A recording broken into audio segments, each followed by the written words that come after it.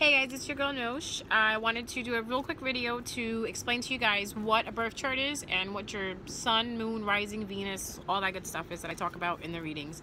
So this video is not a reading. It's basically explaining to you guys what sun, moon, rising, and Venus are and what a birth chart is basically. So let's start with the birth chart, what it is. The birth chart is basically the snapshot of the sky at the time and the day and the month and the year that you were born. No specific person is born at the same time as another individual. Even twins, as you know, are not born at the same time. They may be born on the same day, you know, but never the same time. No one is ever born the same time as you are. That's your unique, as you have a fingerprint, that is your unique fingerprint. So your timestamp is your unique fingerprint on the sense that that is the first moment, the first time that your soul, you take a breath when you guys, you know, came here as babies. So what happens during that time is, say if you were born at like, I kind of want to give you guys mine, but I think that's a little too personal. I kind of don't want to give you that. We'll take someone that I know. Who do I do? Marion, give me someone. Make someone up. I can't, then I have to go through the whole thing in my head. Sally was born May 18th, 2000. So Sally, yeah, but now I have to look at her birth chart.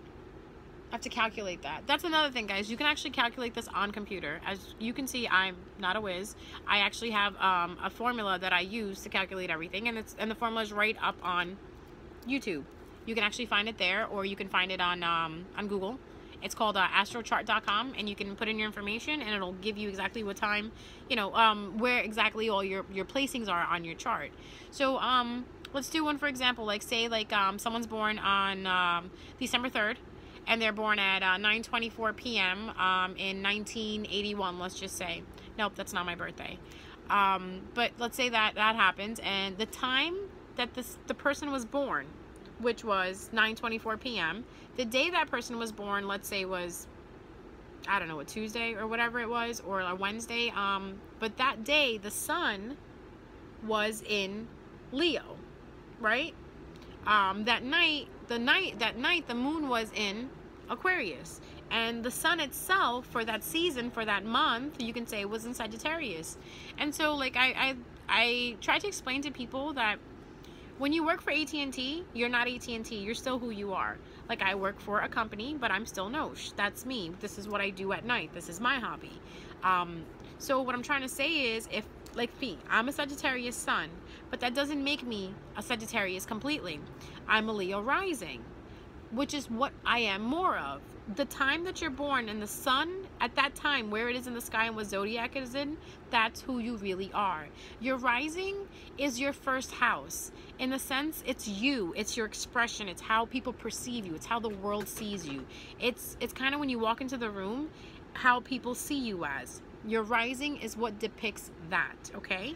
So if you're a Sag sun with a Scorpio rising, you're actually a Scorpio rising. You'll have, you know, traits and tendencies of them, and you'll find out that a lot of people actually say to you, are you a Scorpio?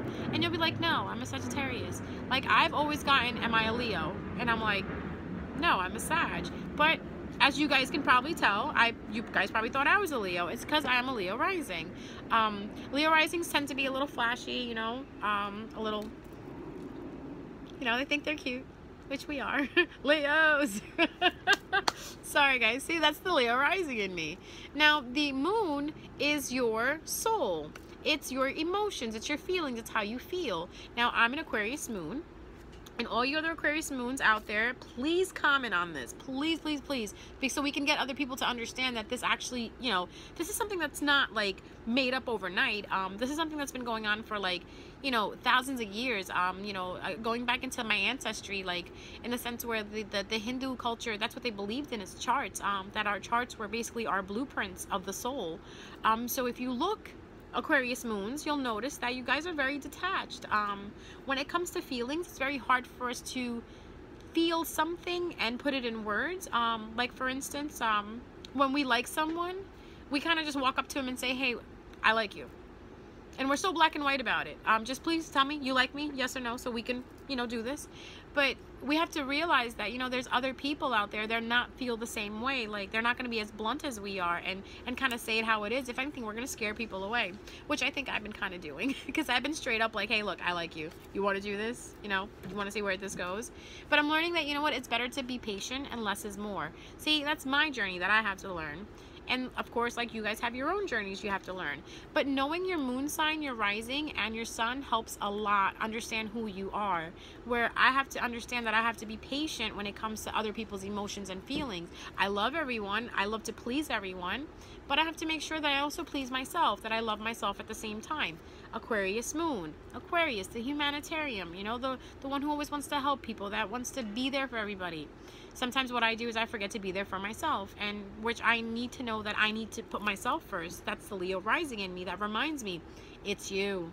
It's all about you. You know, you have to remind yourself that you love yourself, and that's a struggle we deal with, I think, every day. And I think that's what kind of makes us human in a sense, because honestly, we're all just spiritual beings just going through human experiences. That's why when we feel certain things, you just have to understand and tell yourself that it's just temporary. But going back to what I'm saying is that if you can understand what your signs are in the sense of your moon, your rising, your Venus, and your sun, it helps you better understand yourself. And your Venus sign is where your relationships are, like where your pleasures are, like what you like, what you don't like, what kind of music you like to listen to. These are all the things that you can actually find out in a Venus sign, which I think it's amazing that we can do that, that we can actually kind of like go into like in a sense to, you know, you want to know about somebody, you know, you ask them, you know, their birthday, and then you get a little deeper and then you understand why a person ticks the way they do, what pisses them off. For me personally, I like using birth charts in an advantage where if I do a birth chart, or if I feel like there's conflicting planets between me and the person that I'm dating or the person I'm with, I don't want to be with them anymore. It's already telling me it's going to be a headache. It's going to tell me it's a heartbreak already. Why put myself through it? But then there are moments that, you know, some things are fated, and even a birth chart will tell you about it. It's in there. That's the awesome part. You know, even the fated moments, it's mapped out in there. It's like once you know how to read the language, a lot of things are able to be seen easily.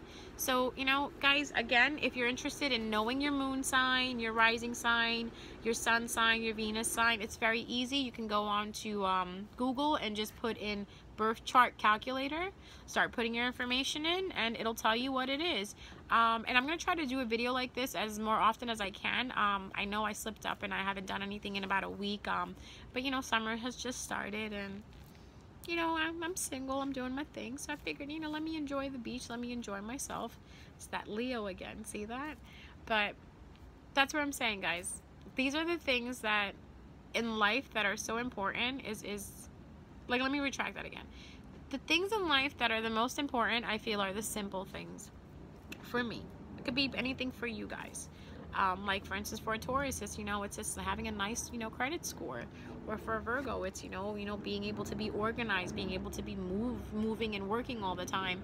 A lot of people have different desires, and I think it's awesome that you can actually, you know, read someone's birth chart, or, you know, read your own birth chart and realize what you really like, what you really desire. Or if you're trying to, you know, impress somebody and kind of, you know, see what they're about, I think this comes in really handy. So I hope you guys enjoyed this video. Thank you again for watching. Make sure you subscribe and hit the like button, and make sure you hit the notification bell.